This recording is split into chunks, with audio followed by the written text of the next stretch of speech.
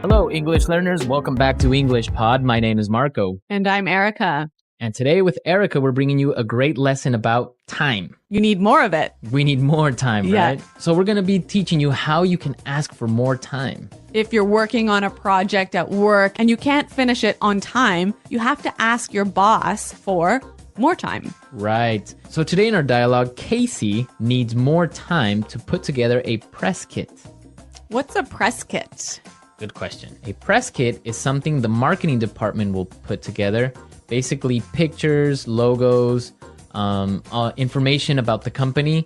So when a newspaper or a magazine wants to write an article about them, so they have something already prepared that they could give the newspaper or magazine. Okay. So let's listen to our dialogue for the first time. And as always, it's going to be at a normal speed, so it might be a little bit difficult to understand. We'll come back in 1 minute and tell you about some of the key language.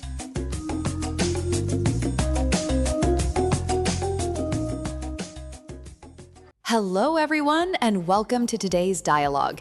Imagine this. Your boss asks, "Is the project ready?" And your heart starts racing because the deadline is tomorrow. What do you say? Today, we'll learn how to ask for more time in a professional and confident way, without sounding lazy or making weak excuses. Hi everyone, this is such an important skill. Sometimes people think asking for more time is a failure, but it isn't. Good workers communicate honestly. For example, you can say, "I've been meaning to talk to you about the project." This phrase means you wanted to discuss something for some time, but didn't get the chance. Exactly. Let's imagine a situation. You're preparing a company presentation, but several problems appear at once. The internet stops working, a teammate gets sick, and important files disappear. Suddenly, finishing everything on time becomes difficult. These are real workplace problems that many people face. Right. In English, we often say, "I ran into some problems." Be careful. Many learners say, "I met some problems," but native speakers usually say, "I ran into some problems." It means you encountered unexpected difficulties. It's a very useful phrase for work, school, and daily life. Now imagine talking to your manager. Instead of saying, "I can't do it," try saying, "I might need an extension on this deadline." The word extension means extra time. It sounds polite, professional, and responsible. You're not refusing the work, you're asking for enough time to do it properly. And here's an important tip. When asking for more time, explain the situation clearly. Don't just say, "I'm late." Say something like, "I apologize for the delay. We ran into several unexpected issues." That sounds much more professional and shows that you understand a responsibility. I once had a friend who waited until the last minute to tell his boss about a delayed project. His boss wasn't happy. Communication is important. If you know there might be a problem, speak early. The sooner you talk, the more trust you build. That's a great lesson. And listeners, think about this question. Have you ever needed more time for work, school, or even a personal project? Learning how to explain delays politely can make a huge difference in your English and in your confidence. You know, one of the biggest mistakes people make is waiting too long before speaking up. They hope a problem will magically disappear. Then suddenly the deadline arrives and everyone is surprised. A much better approach is to communicate early and honestly when you see a delay coming. Absolutely. And there's a useful phrase for that. "I've been meaning to talk to you." This expression is friendly and natural. For example, "I've been meaning to talk to you about the report." It tells the listener that the conversation has been on your mind for some time. Let's look at another helpful expression. The situation was beyond my control. This means there was nothing you could do to change it. Maybe a supplier delivered materials late, or maybe a computer system stopped working. These are things that happen sometimes in real workplaces. That's right. But remember, saying "it was beyond my control" should be the truth.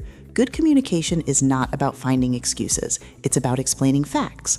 People respect honesty much more than dramatic stories that sound unbelievable. Speaking of unbelievable stories, imagine telling your boss, "Sorry, I couldn't finish the project because my goldfish needed emotional support." I don't think that would work very well. Not at all. Your boss might laugh, but you probably won't get that extension. A better response would be, "We experienced technical issues and I needed extra time to fix them." Professional language creates trust and helps people take your request seriously. Here's another useful word, finalize. When you finalize something, you complete the final details. For example, we're finalizing the presentation today. This is a common word in offices, meetings, and project discussions. And many learners can use it immediately. Instead of saying, "I'm finishing the project," you can say, "I'm finalizing the project." It sounds more professional and more natural in many business situations. So when asking for more time, remember 3 important steps. explain the situation, take responsibility, and suggest a solution. People appreciate problems much more when they also hear a plan to solve them. Exactly. A simple sentence like, I need 2 more days to finalize everything and ensure the quality is high, sounds confident and responsible. It shows that your goal is not to avoid work, but to do the work well. Let's talk about another common workplace problem: putting things off. Have you ever had a task that should take 1 hour, but somehow you waited 3 days to start it? Many people do this. In English, we call it putting something off. It means delaying something that should be done sooner. That's a great phrase to learn. For example, I've been putting off this report all week. It means the report was important, but you kept delaying it. Sometimes people put things off because they are busy, and sometimes because the task feels difficult or boring. Here's a funny example. A friend of mine kept putting off answering emails. One morning, he opened his inbox and found over 100 unread messages. He spent the entire day replying. That's a perfect example of why delaying tasks can create bigger problems later. Exactly. And when you ask for more time, it's important to know the difference between a real problem and poor planning. If you ran into unexpected problems, people usually understand. But if you simply put everything off into the last minute, getting an extension may be much harder. That's an excellent point. A manager wants to know that you are making an effort. If you say, I started early, but we ran into technical problems, that sounds responsible. If you say, I forgot about the project until yesterday, the conversation may become uncomfortable. Here's another useful phrase. How are things going? This is a common question at work. A boss might ask, how are things going with the project? It's a friendly way to ask for a progress update. And if things are not going well, don't panic. You can answer honestly. For example, we've made good progress, but we've experienced a few delays. Notice how that sounds calm and professional instead of negative or dramatic. I like that. Professional English is often about choosing calm words. Instead of saying, everything is a disaster, you can say, we've encountered a few challenges. Both sentences describe a problem, but one sounds much more professional. Another helpful tip is to offer a new timeline. Don't just ask for more time. Say exactly how much time you need. For example, I can complete the project by Friday if I have 2 additional days. Clear communication helps everyone plan better. That's true. People feel more comfortable when they know what to expect. A clear explanation, a realistic deadline, and a positive attitude can turn a difficult conversation into a productive one. Those skills are valuable not only in English, but in every workplace. Have you ever noticed that some people stay calm when deadlines are close, while others become stressed and confused? One reason is preparation. Good workers don't wait for problems to become emergencies. They communicate regularly and keep others informed about their progress. That's a valuable habit. If you give updates often, people trust you more. For example, you can say, the project is moving forward, but we've encountered a few issues. This tells your team what is happening before the situation becomes serious. Let's learn another useful expression. I apologize for the delay. This is a polite and professional way to accept responsibility. Notice that it sounds much better than making excuses. It shows maturity and respect for the other person's time. Exactly. And after apologizing, explain the reason clearly. For example, I apologize for the delay. We ran into some technical problems, but we're working hard to solve them. This approach focuses on solutions instead of complaints. I once knew someone who always had unusual excuses. One day he blamed a slow internet connection. Another day he blamed traffic. Then he blamed his alarm clock. Eventually, nobody believed him anymore because there was always a different story. That's a great lesson. Credibility is important. When people know you are honest, they are more likely to support you when a real problem happens. Trust is built through consistent and truthful communication. Here's another phrase learners should know. ASAP. It stands for as soon as possible. You'll often hear managers say, I need this report ASAP. It means the task is urgent and should be completed very quickly. Yes, and if someone asks for something ASAP, it's usually a signal that time is important. If you cannot finish it immediately, explain the situation politely. For example, I understand the urgency, but I need 1 more day to complete it properly. That response is smart because quality matters too. Rushing often creates mistakes, and mistakes can take even more time to fix. Sometimes asking for a small extension is better than delivering poor work. Absolutely. Strong communication, honest explanations, and realistic deadlines can help you handle difficult situations with confidence. These skills make you sound professional, reliable, and much more effective in English-speaking workplaces. Before we finish today's discussion, let's remember something important. Needing more time does not mean you have failed. Every successful person has faced delays, unexpected problems, and difficult deadlines. What matters most is how you respond. Stay honest, stay calm, and focus on finding solutions instead of worrying about the problem itself. That's such a powerful idea. Many English learners think they need perfect English to have professional conversations, but that's not true. Simple and clear language is often the most effective. A sentence like, "I apologize for the delay and I need 2 more days to finalize the project," is clear, polite, and professional. Let's quickly review some useful expressions. "I've been meaning to talk to you" means you wanted to discuss something for some time. "I ran into some problems" means you encountered difficulties. "Beyond my control" means you could not change the situation. And "put something off" means delaying it until later. Those expressions are common in real workplaces, and learning them can make your English sound much more natural. The best way to remember them is to use them in your own examples. Practice speaking them aloud and imagine real situations where you might need them. And here's a motivational thought. Every challenge at work is also an opportunity to improve. Maybe a deadline teaches you better planning. Maybe a delay teaches you better communication. Even difficult situations can help you become more confident and more professional in the future. Absolutely. Progress is not about being perfect. It's about learning, improving, and communicating effectively. The more you practice these workplace conversations, the easier they become. One day, situations that seem stressful now will feel completely normal and manageable. We hope today's dialogue has given you practical English that you can use in real life. Try practicing these phrases with a friend, a classmate, or even by yourself. The more you use them, the more natural they will sound. And if you enjoyed this conversation and learned something useful, share your thoughts in the comments and tell us about a time when you needed extra time for a project. Don't forget to like, subscribe, and share this podcast with other English learners who want to build confidence and improve their communication skills at work and in everyday life.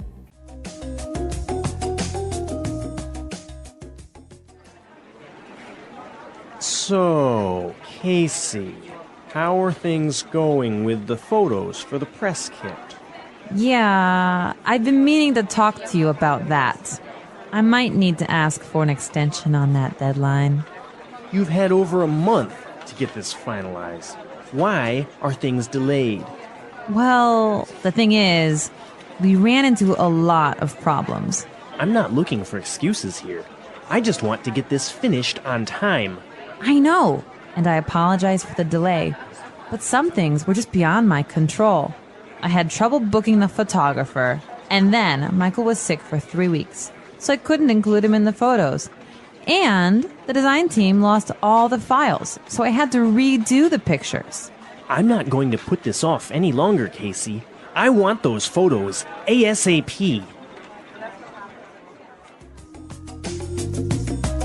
All right, so Casey is in trouble, I think. Yeah, I think her boss is pretty upset. Yeah. Well, let's take a look at some of the language that we saw in this dialogue in Language Takeaway. Language takeaway. First word today is deadline. Deadline. Deadline. Deadline. So, Erica, what's a deadline? It is the last possible date to do something. So, for example, when we were in school, our teacher would send us homework and say it was for Friday. So the deadline was Friday. Right? Or when you're at work, you have projects that you have to finish by a certain date. That's your deadline. Exactly. Okay, let's look at our next word. Extension. Extension. Extension. Extension. So extension and deadline go together, right? Exactly. If you can't reach your deadline or you can't make your deadline, you must ask for an extension. An extension. So you ask for more time. Yeah, an extension is moving the deadline in the future. All right, interesting. Let's look at our next word. Ran into. Ran into. Ran into. Ran into some problems. So we ran into some problems in this dialogue. Let's listen to some more examples of run into so we can understand the meaning. Example 1. We ran into a storm on our way home. Example 2. If you're not careful now, you're going to run into a lot of problems later. Example 3. I ran into some trouble with my computer. Okay, good example. So it's clear now, right? Right. If you run into problems, you meet some problems. Right. Many students say it in that way. I met some problems. Yeah, but that's wrong. Right.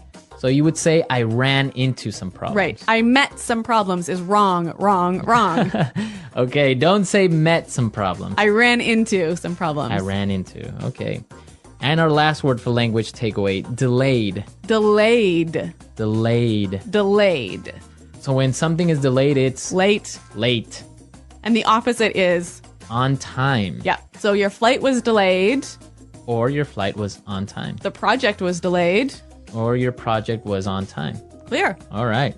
So now let's go back to the dialogue. Let's listen to it again. And this time it'll be a little bit slower so you can understand some of these phrases we just talked about.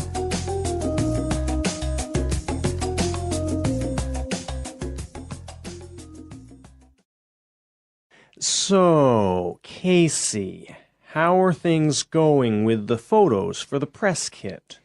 Yeah, I've been meaning to talk to you about that. I might need to ask for an extension on that deadline. You've had over a month to get this finalized. Why are things delayed? Well, the thing is, we ran into a lot of problems. I'm not looking for excuses here. I just want to get this finished on time. I know, and I apologize for the delay. But some things were just beyond my control. I had trouble booking the photographer. And then Michael was sick for 3 weeks, so I couldn't include him in the photos. And the design team lost all the files, so I had to redo the pictures. I'm not going to put this off any longer, Casey. I want those photos ASAP.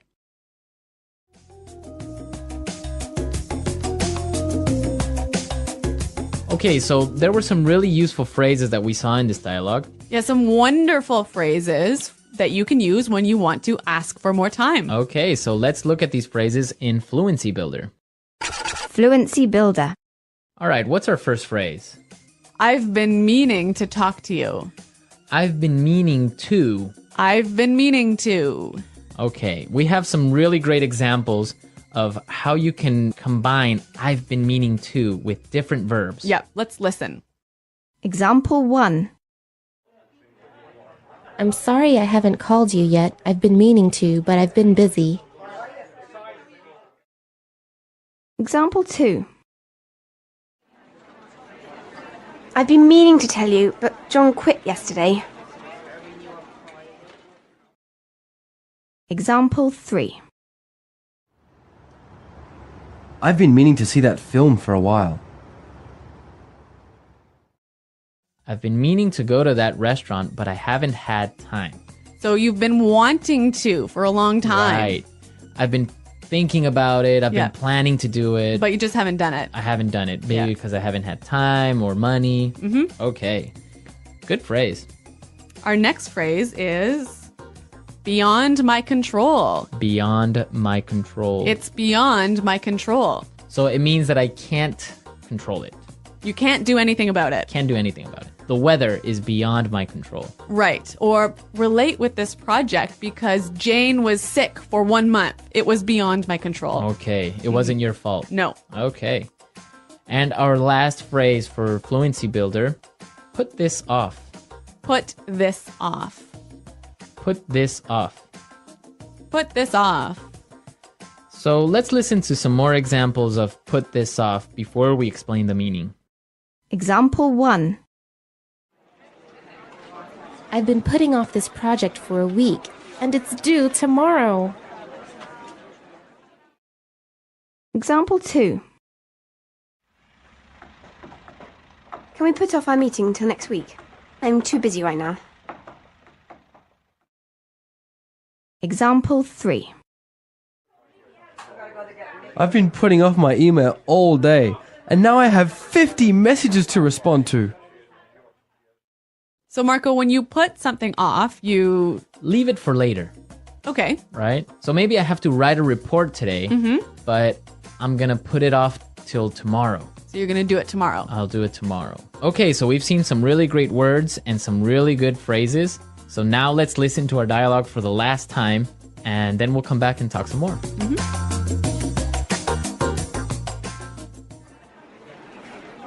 So, Casey, how are things going with the photos for the press kit?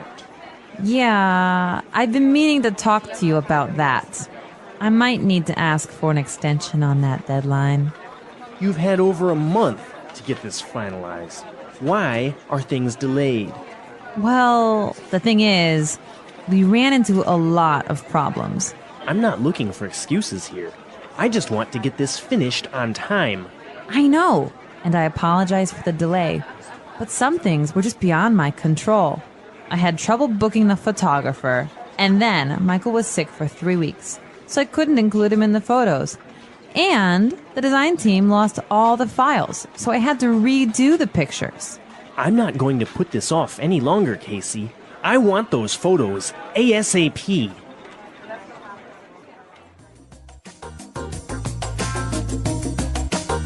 Well, Marco, do you think that Casey's reasons for being late are good? I think so, because it wasn't really her fault, the whole situation with the photographer.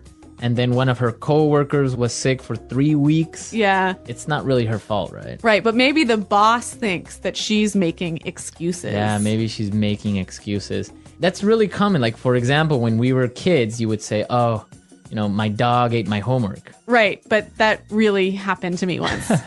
Your dog ate your homework? My cat ate my homework. Your cat ate your homework? Yeah. And what did your teacher say? Well, actually, I was a really good student, so my teacher believed me.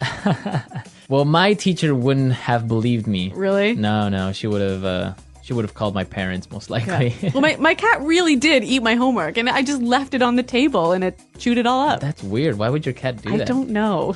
A lot of weird excuses out there. Yeah. I was abducted by aliens. Uh-huh. My mom accidentally mailed my homework to Africa. Really? Yeah. This happened to you? Creative writing. Okay. Creative excuses. Well, I want to hear from our listeners. I want to know what excuses they've used for being late with something. So send us your excuses, send us your comments and questions. Go to our website at englishpod.com, where Eric and I are always there to answer your questions. That's right, Marco. And this is an elementary lesson, right? Exactly. But we also have intermediate and upper intermediate and advanced lessons for you more fluent English speakers. Exactly. So if you're listening to us on iTunes, be sure to visit our website and come see what else we have to offer. Well, I think we're out of time, but until next time, it's goodbye. Bye.